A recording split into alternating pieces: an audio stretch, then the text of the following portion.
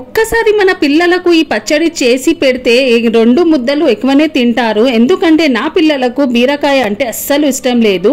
అందుకే నేను చేశాను పచ్చడి అంటే పిల్లలకు కాదు పెద్దలకు కూడా బాగా ఇష్టము. జీరా రైస్, సాదా రైస్ కూడా చేసుకోవచ్చు. నేను చేశాను జీరా రైస్ అండ్ పచ్చడి. ముందుగా బీరకాయ తీసుకొని మంచిగా వాష్ చేసి చిన్న చిన్నగా ముక్కలుగా చేసుకోవాలి. తర్వాత టమాటాలు కూడా వాష్ చేసి కట్ చేసి పక్కన పెట్టాలి.